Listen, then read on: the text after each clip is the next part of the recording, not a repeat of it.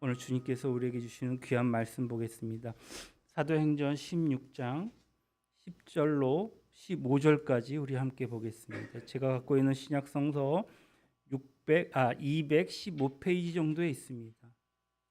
사도행전 16장 10절로 15절 말씀까지 교독해서 읽도록 하겠습니다. 제가 먼저 봉독해 올리겠습니다. 바울이 그 환상을 보았을 때 우리가 곧 마게도냐로 떠나기를 힘쓰니 이는 하나님이 저 사람들에게 복음을 전하라고 우리를 부르신 줄로 인정함이로라.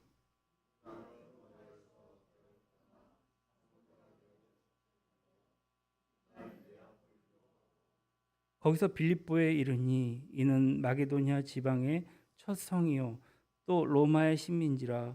이 성에서 수일을 유하다가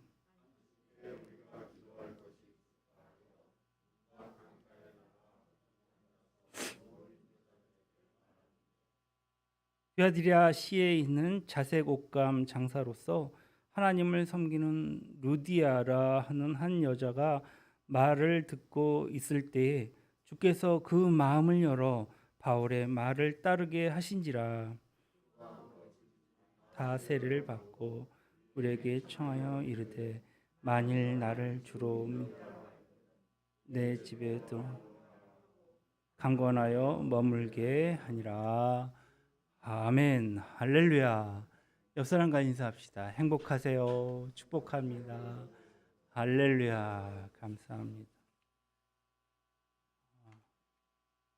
우리 주복희 성도님, 또 우리 준혁이 형제, 우리 조승민 형제, 또 우리 금보경 자매, 주님의 이름으로 환영합니다. 여기까지 해도 되나요? 담비 얘기해도 돼요? 담비 자매 주님의 이름으로 환영합니다. 감사합니다. 오늘 영광이 형제 이렇게 인사할 줄 알았는데 바로 왔어요. 그래서 너무 감사합니다. 어제 이 우체국 앞에서 제가 과태료 스티커 하나 받았어요. 토요일 오후, 주말 오후에 딱지도 끊나 싶어서 봤더니 그 주차 금지 그 노란 선에서 서 있으면 언제든지 딱지를 끊는다더라고요. 제가 여기 있으면서 영종도 와서 처음 딱지를 끊어봐서 너무 의아해서 전화를 한번 해봤어요. 근데 항시 그렇게 그 금지 구역에서는 주차 이렇게 뭐라 그래요? 주차 저기를 하더라고요. 단속을 하더라고요. 그래서 우리 성도님들도 노란 선 바깥에 다른 선은 주말에 상관없는데 주차 금지라고 써져 있는 데다 놓으면 딱지를 끊는다는 거 잊지 마시기 바랍니다. 저 처음 당해갖고 이게 맞나 틀리나 그래서 전화를 한번 해봤어요. 근데 뭐 명절 때도 거기는 세우면 안 된다 뭐 이런 식으로 단호하게 말씀하시더라고요. 오늘 아침에 전화를 받았는데 선배 목사한테 전화를 받았어요. 지난주에 우리 목사님 중에 부친상이 있어서 제가 옷을 마땅히 입고 갈 게 없더라고요. 옷이 다 이제 적어져 갖고 아시죠? 왜 적어졌는지 잘 안 맞습니다. 이제는 그래서 제가 좀 약간 변형된 검정 옷을 하나 입고 갔거든요. 근데 한 목사님이 좀 농담 비슷하게 뭐 일식집에서 왔어? 이렇게 얘기를 해서 저는 그냥 까맣게 입고 그냥 넘어갔거든요. 근데 오늘 아침에 전화한 거예요. 자기가 주일을 섬기려고 예배를 드리려고 기도하는데 자꾸 목사님이 생각이 나서 그때 내가 일식집 사장님이냐고 얘기한 게 마음에 걸려서 전화했노라. 그래서 굉장히 사소한데 나는 아주 까먹고 있고 생각도 안 하고 있었는데 사소한 이 적은 일에 마음을 쓰는 그 목사님 마음이 참 좋다라는 생각을 해봤습니다. 정말 그 별것 아닌 일 갖고도 마음 쓰고 이렇게 한다는 게 쉽지 않은데 그렇게 사소한 일에도 신경 써주시고 그래서 참 고맙다는 생각이 들었습니다. 그것도 또한 주일 아침에 기도하면서 주님께서 마음 문을 열어주셔서 그렇게 얘기할 수 있지 않았을까 생각이 듭니다.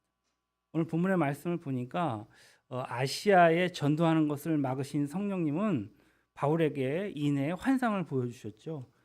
마게도냐 사람, 그러니까 유럽 사람 중에 하나가 서서 바울에게 도와달라고 청하는 모습이었습니다.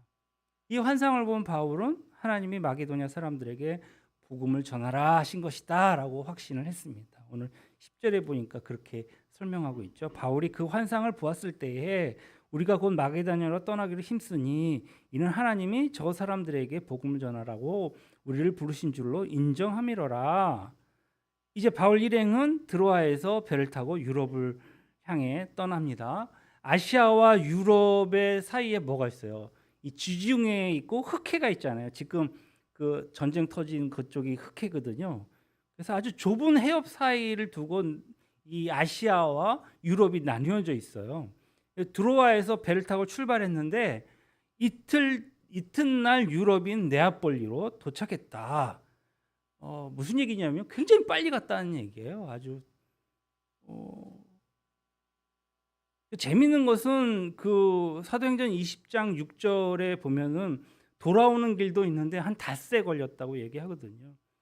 그러니까 첫 항해는 말 그대로 순풍에 돛단 듯 날아갔다 이렇게 보면 될 것 같습니다. 바울이 유럽 여행을 결정하기 전 상황과 비교해 보면은요, 그러니까 16장 7절에 보면은 무시아 앞에서 비두니아로 가고자 애썼지만 길이 열리지 않았다 이렇게 얘기합니다. 그러니까 기약 없이 기도하고 막 준비하고 여러 가지 계획 짜고 이렇게 됐는데 한 달이 지나고 두 달이 지나고 막 1년이 지나도 좀처럼 그 길이 열리지 않았다라는 것이거든요. 그 마음이 얼마나 답답했겠습니까? 복음을 빨리 전해야 하는데 아시아에 빨리 복음이 전해져서 정말 그 놀라운 하나님의 역사를 보고 싶었는데 길이 열리지 않았다는 거 아니에요? 결국 계획했던 그 길을 어떻게 했다고 그래요? 포기합니다. 그런데 성령의 인도를 따라서 백길로 나갔는데 백길이 훤히 열린 거예요.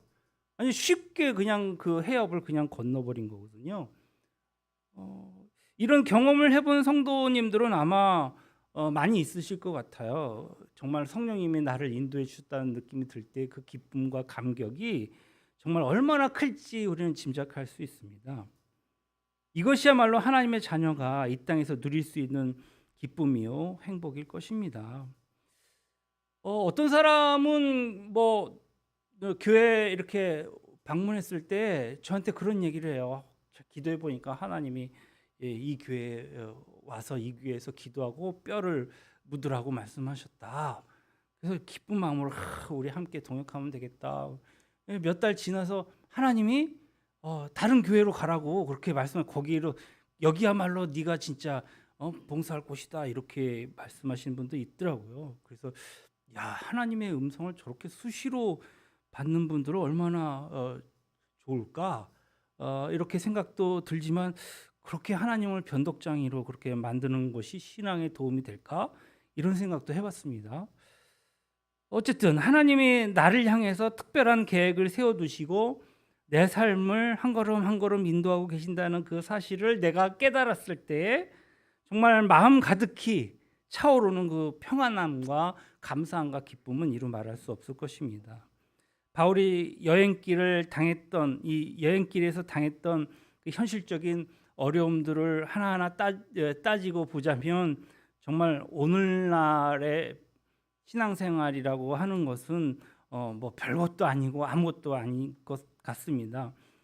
사도행전 20장에 나오는 그 여정을 이렇게 드로아에서 네아폴리 제가 이렇게 사진이 하나 있으면 이렇게 보여주고 싶은데 닷새 걸렸다는 이 길에서 그가 당한 여러 가지 일들을 사실은 고린도 후서에 설명하고 있어요. 뭐라고 얘기하냐면 고린도 후서 11장 26절로 27절에 여러 번 여행하면서 강의 위험과 강도의 위험과 동족의 위험과 이방인의 위험과 또 뭡니까 시내의 위험과 광야의 위험과 바다의 위험과 거짓 천지 중에 위험을 당하고 또 수고하고 애쓰고 여러 번 자지 못하고 줄이고 목마르고 여러 번 굶고 춥고 헐벗었노라 이렇게 얘기하고 있습니다. 육신의 피곤은 물론이고 생명의 위험마저도 이렇게 많은 위험이 도사리고 있지만 이것을 마다하지 않고 복음을 전하기 위해서 힘썼던 이 바울이 또 그가 빌립보서에 보면 이렇게 고백하고 있습니다. 나의 간절한 기대와 소망을 따라, 빌립보서 1장 20절로 21절이에요. 아무 일에든지 부끄러워하지 않고 지금도 전과 같이 온전히 담대하여 살든지 죽든지 주를 위해서 그리스도가 존귀하게 되게 하려 하나니, 이는 내게 사는 것이 그리스도니 죽는 것도 유익함이라. 이야, 얼마나 멋있게 그렇게 고백했는지 몰라요. 오늘날 저 같은 목사를 위시해서 많은 사역자들이 참 피곤을 무릅쓰고 일을 합니다. 어제도 우리 청년들은 뭐 크로스 브릿지에서 사역을 하고 밤늦게 집에 돌아온 것으로 알고 있어요. 어떤 때는 쉬지 못하고 사역을 이어가야 하기도 합니다. 그러나 그런 상황을 바울과 빗대어 볼 때 바울처럼 기쁘게 받아들이는 사람이 그리 많지는 않은 것 같아요. 바울을 보면 우리는 주를 위해서 산다는 말을 함부로 할 수 없을 정도입니다. 무엇을 해놓았기에 주를 위해서 헌신했다고 이렇게 말할 수 있겠습니까? 또 무엇을 했기에, 얼마나 또 했기에 주께 충성했다고 말할 수 있겠습니까? 그저 조그만 일 해놓은 것이죠. 이렇게 조그만 일 해놓고도 굉장히 큰일 한 것처럼 교만한 마음을 갖고 공로의식에 사로잡히기도 하거든요. 그러니까 우리 사랑하는 형제 자매 여러분, 영적인 기준을 조금 높이 잡으십시오. 그러니까 믿음의 선배들이 주를 위해서 어떻게 살다 갔는지 우리가 살펴보면 너무나도 쉽게 알 수 있습니다. 그러니까 교회가 영적 기준을 낮추면, 그냥 일반적으로 그냥 낮추면 그게 얼마 지나지 않아서는, 그러니까 이 세상과 다를 바가 없어지는 것을 보게 됩니다. 그렇게 경험이 되더라고요. 그러니까 영적 생활에 대한 표준을 높이 세우고 그 지점에 이르려고 애쓸 때에 교회가 더 이상 부패하지 않을 것입니다. 주님 다시 오실 때가 얼마 남지 않았다는 것을 여러분도 저도 잘 체감하고 느끼는데요. 우리는 몸을 지나치게 사리고 있는 것은 아닌가. 주를 섬긴다고 하면서 내 몸이 피곤하지 않을 정도로만, 그냥 내 생활에 방해가 되지 않을 정도의 그 범위에서만 하겠다고 이렇게 우리 생각하지 않습니까? 근데 사실은 이거 참 부끄러운 생각이에요. 우리는 바울을 보면서 저절로 머리가 숙여지는 것이거든요. 바울과 함께 이름 없이, 정말 빚도 없이 충성을 다한 이 전도자들에게 머리가 숙여지는 것입니다. 2000년 교회사 속에서 이처럼 숨은 보석 같은, 정말 보석처럼 박혀있는 무명의 그리스도인에게 우리는 더 이상 자랑할 수 없습니다. 그들은 힘겨운 삶 속에서도 자신의 전부를 주님께 드린 위대한 성도들이기 때문입니다. 또한 이 땅에 복음을 전하고자 목숨을 걸고 달려온 선교사들, 또 예수의 이름을 부르면서 정말 십자가를 진 많은 선배 교육자들, 목사님들, 성도들, 전도자들께 진심으로 경의를 표하시기를 주님의 이름으로 축원합니다. 바울의 일행은 마게도냐 지방의 첫째 가는 성 이 빌립보에 도착해서 며칠을 머물렀다 했죠. 빌립보는 굉장히 큰 성이에요. 자유도시였습니다. 로마의 지배를 받은 식민지였지만 대단히 번성한 그러한 도시였습니다. 그런데 문제가 그들에게 하나 있었습니다. 바울의 그 전도 스타일은 우리가 이미 알다시피 보았듯이 어떤 도시에 가잖아요. 그러면 가자마자 회당을 찾거든요. 그래서 그 회당을 근거 삼아서 유대인들을 먼저 상대로 복음을 전했던 것이죠.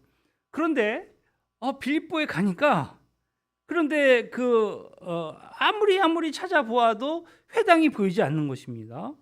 유대인들이 별로 없었기 때문에 회당이 없었겠죠. 그러니까 클라우디우스 그 황제가 로마에서 유대인들을 전부 내쫓았다 했지 않습니까? 빌립보도 역시 같은 정책으로 예외가 아니었어요. 그래서 유대인들을 다 추출해 버린 것입니다. 뭐 소수의 유대의 그 여인들 아니면 헬라이면서도 유대교로 개종한 그 경건한 사람들이 살았을 뿐이지 유대인은 별로 없었던 것이죠. 바울과 그의 동료들은 안식일에 이제 회당을 찾으려고 노력했지만 뭐라고요? 다 헛수고였습니다. 그런데 수소문을 해보니까 문 밖 강가에 주일만 되면 몇 여인들이 모여서 기도를 한다는 소문이 들린 거예요. 그들은 정말 기도처가 있나? 알아봐야겠죠. 그래서 알아보려고 강가로 나갔습니다. 강가에 도착해 보니 일행의 눈에는 이 여인들 몇 명이 모여서 유대교 의식에 따라서 예배드리는 모습이 포착된 것입니다. 예배드리는지 안 드리는지는 금방 알 수 있어요. 여러분들 유튜브로 유대인들이 예배드리는 모습 보았습니까? 아주 그냥 화려합니다. 막 기도도 열심히 하고요. 보면 굉장히 그 독특한 예배 모습을 보게 되는데요. 우리가 열정적으로 청년들이 막 방방 뛰면서 찬양하는 모습은요 될 것도 아니에요. 아주 백발의 노인들이요 그 자리에서 뛰면서 하나님을 찬양하는 거 보면 저절로 막 그냥 막 뜨거운 열정이 생기거든요. 어쨌든 예배드리는 모습이 그들에게 포착되었습니다. 오늘 13절에 보니까 안식일에 우리가 기도할 곳이 있을까 하여 문 밖 강가에 나가 거기서 모인 여자들에게 말하는데, 자, 안식일에 우리가, 여기서 우리는요 바울과 바울의 일행이죠. 그런데 바울의 일행 중에 누가 있었냐면, 그러니까 바울의 주치의자 이 사도행전을 기록한 누가가 있었어요. 그러니까 누가복음의 저자이기도 하죠. 이 누가, 그리고 바울의 안디옥 교회에서 데리고 온 실라와 디모데, 이렇게 네 사람인 거예요. 장정만 네 사람이라는 거죠. 바울과 동료들은 아마도 이 여인들에게 자신들을 하나님의 말씀을 가르치는 그 선생이라고 소개했을 것입니다. 그리고 여인들은 그렇다면 우리에게 좀 하나님의 말씀을 잘 모르는데 말씀을 좀 전해주실 수 있겠습니까? 이렇게 부탁을 했겠죠.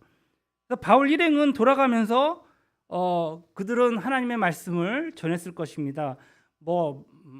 어떤 식으로 말을 했는지는 모르겠어요. 서로 대화를 나눌 수도 있겠고, 어쩌면 토론을 둘러 앉아서 어떤 주제를 놓고 서로 바울이 이끄는 대로 서로 이야기를 주고 받으면서 하나님의 말씀을 나누기도 했지 않았을까 싶습니다.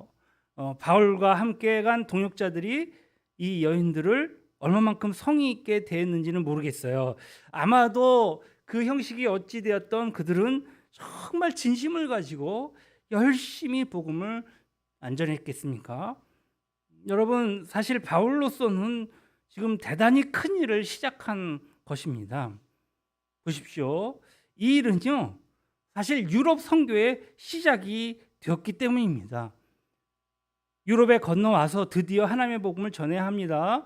그런데 첫 번째 대상이 바로 몇 명의 여인들이에요. 아주 평범한 여인들이었던 것이죠. 수가 적어서 남자가 없어서 야, 이거 안 되겠다, 이 포기할 수도 있지 않겠습니까? 게다가 회당도 없어요.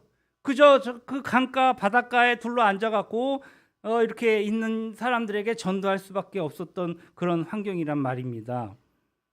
우리가 상식적으로 생각할 때에 당연히 우리가 생각하는 것처럼 야, 이런 곳에서 무슨 선교냐, 이렇게 무시할 수도 있지 않겠습니까? 인간인지라 시험에 들 수도 있겠죠.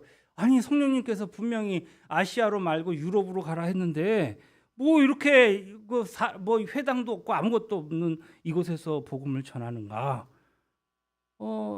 성령의 인도로 큰 꿈을 품고 기대를 하면서 유럽으로 건너왔는데, 좀 더 영향력 있는 큰 사람 아니면 많은 대중들 앞에서 그들을 대상으로 정말 욕심을 내서 열심히 일하고 또 좋은 장소에서 남자들이 둘러 앉아서 이렇게 말씀을 전하고 싶은 마음 얼마나 간절했겠습니까? 그렇게 할 수도 있지 않았겠습니까?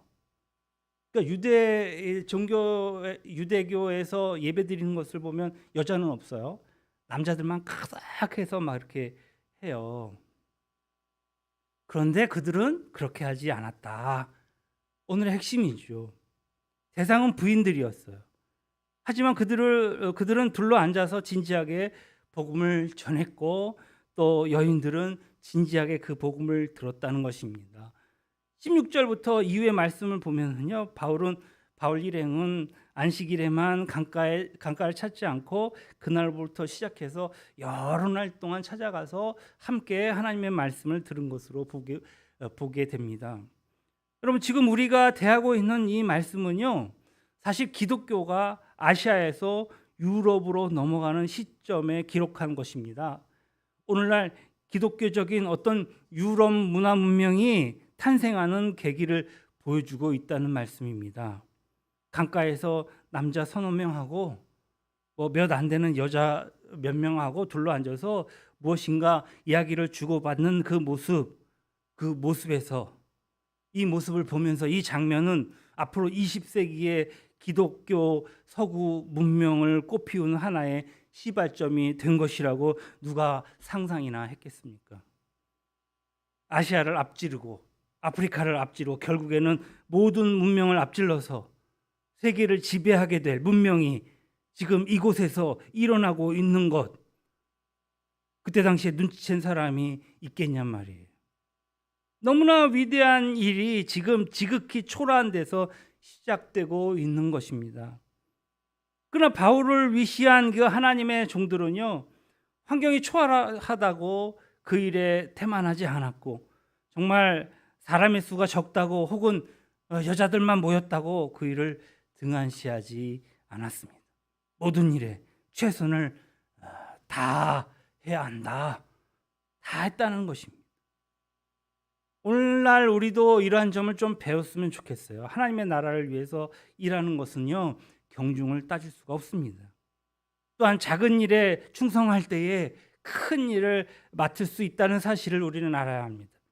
마태복음 25장 40절에 임금이 대답하여 이르되 내가 진실로 너희에게 이르노니 너희가 여기 내 형제 중에 지극히 작은 자 하나에게 한 것이 곧 내게 한 것이라 하시고, 여러분, 이 또한 하나님의 음성인 줄 알고 우리는 가책을 받아야 합니다. 그리고 그렇게 하지 못했음에 대해서 회개해야 합니다. 지난날 상대방이 보잘것없이 보이는 사람이라고 해서 환경이 별 볼 일 없다고 해서 정말 대충 하고 넘어간 적은 없습니까? 물론 여기서는 한 분도 안 계시지만 말입니다. 교회에서 주님의 일을 하면서도 나에게 주어진 사명이 다른 형제들과 비교해서 너무 초라해 보이고 사람들에게 인정받지 못하는 것 같아서 불평하며 적당히 넘어간 일은 없는지 우리는 생각해 봐야 합니다. 사소하고 하찮아 보이는 일들에 주의해야 합니다. 누구든지 큰 일에는 실수하지 않거든요. 항상 영적으로 실수하는 부분은요, 작은 일이에요. 아주 하찮은 일이고요, 그냥 넘어가기 쉬운 일들이죠. 더욱이 교회들이 대형화되고 있지 않습니까? 그래서 오늘날 살고 있는 이 성도들이 자칫 빠질 수 있는 위험이 무엇입니까? 아주 작은 일, 하찮게 보이는 일, 주의하지 못하고 최선을 다하지 못해서 큰 일까지도 망치는 일이 얼마나 많은지요. 주님의 뜻에 합당하게 되기를 원한다면 정말 사소한 것, 보잘것없는 것, 작은 것, 남이 주시하지 않는 것에서 중요한 보석을 골라낼 줄 아는 눈이 있어야 할 것입니다. 오늘 보석 많이 나오네. 보석아, 보석 같은 눈이 있어야 합니다. 보석을 뽑아낼 수 있는 눈이 있어야 해요. 바울과 선교사들이 부인 몇 명의 사람을 대상으로 정말 강가의 모래바닥에 앉아서 대유럽의 선교를 시작하면서 그들은 무엇을 기대했을까요? 평범한 사람에게서 비범함을 발견할 줄 안다면 그보다 멋진 일은 없을 것입니다. 바울은 강가에 앉아있던 여인들 중 유럽의 첫 열매가 될 사람을 발견했습니다. 그 사람이 누구라고 얘기합니까? 루디아, 그녀를 발견했습니다. 루디아는 소아시아에 있는 두아디라 성 출신입니다. 그가 파는 것은 자색 옷감이었어요. 여러분도 다 아시다시피 자색 옷감이란 왕족이나 귀족들이 주로 입는 고급 옷감이었으니 루디아는 제법 부유한 사업가였던 것 같습니다. 그녀가 바울 일행에게 자기 집에 와서 기거하라고 유하라고 간청하는 것을 봐도 그렇습니다. 그때나 지금이나 정말 장정 내색에 선뜻 우리 집에 와서 밥 먹고 자세요 이렇게 제공할 정도면 형평이 어느 정도는 돼야 가능하지 않겠습니까? 그녀는 이방인이었지만 하나님을 섬기는 사람이었습니다. 그리고 하나님이 그의 마음을 열어주셨다 했죠. 그리고 루디아가 신앙생활을 하는데 유리한 점이 있었다면 사실은 그가 솔로였다는 점입니다. 14절로 15절에 보면 사업을 꾸리며 집안의 주인 역할을 하고 있었습니다. 혼자 사는 것이 신앙이 도움이 될까? 여러분은 어떻게 생각하십니까? 저는 개인적으로 솔로가 쉽다, 그렇다. 그러니까 전심으로 주님을 바라볼 수 있도록 마음의 준비가 되기 때문입니다. 아무래도 바울이 말한 것처럼 보십시오. 어떻게 하면 상대 배우자 또 남편을 기쁘게 할까?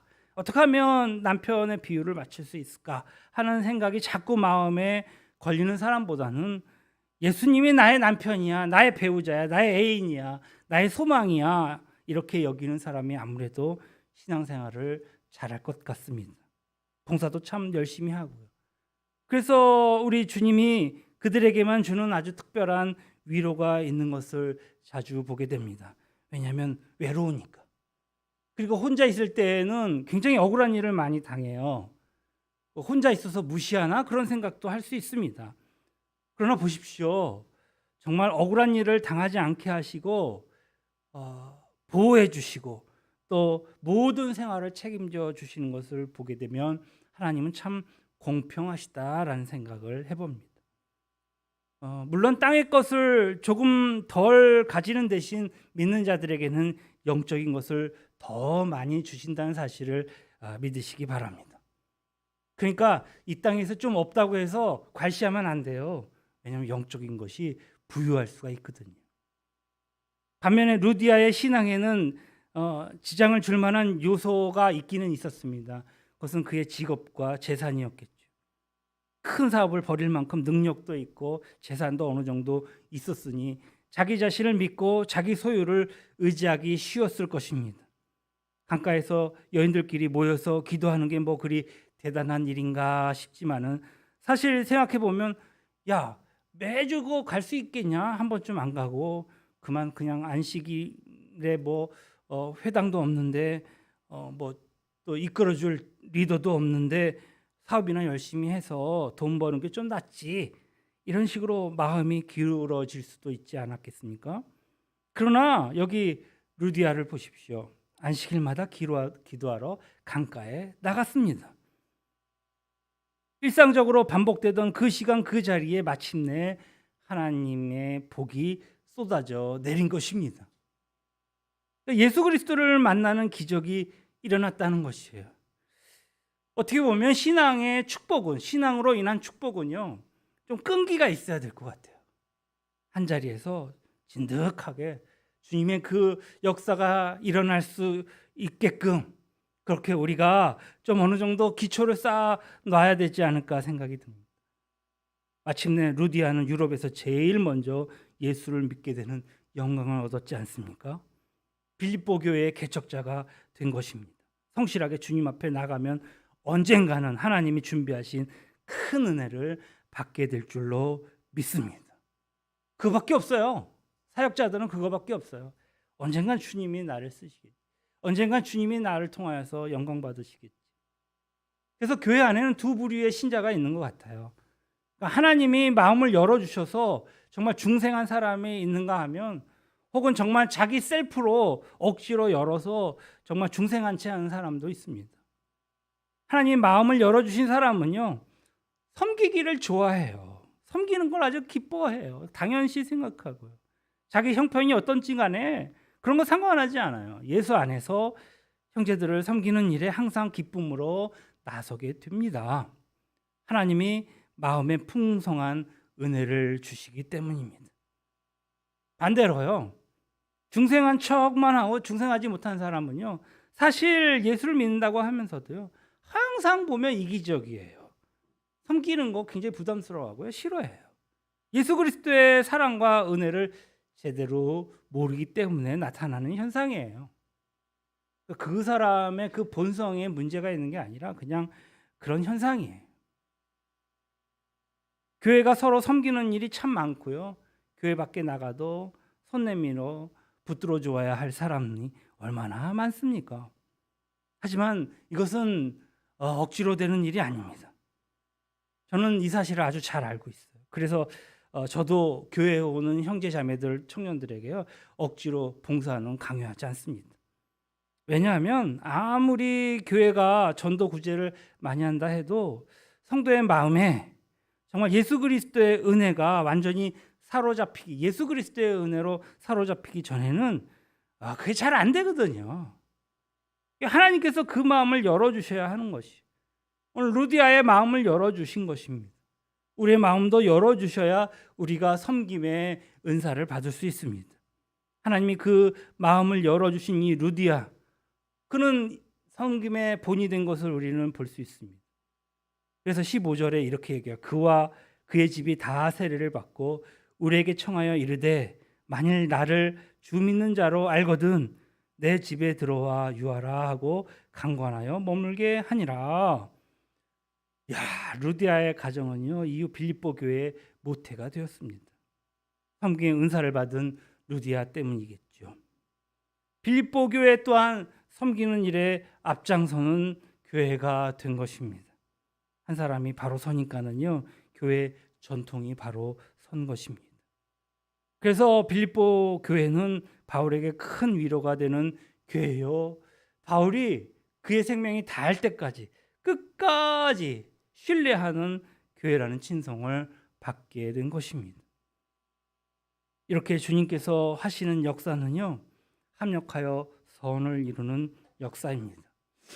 나의 작은 힘, 아주 보잘것없을지라도요, 주께서 마른 지팡이를 사용해서 모세를 통해서 홍해를 가른 것처럼 나처럼 연약한 사람을 통해서 주님의 큰 역사를 이루신다는 사실, 마지막 때에는 여러분을 쓰신다는 사실을 잊지 마시기 바랍니다.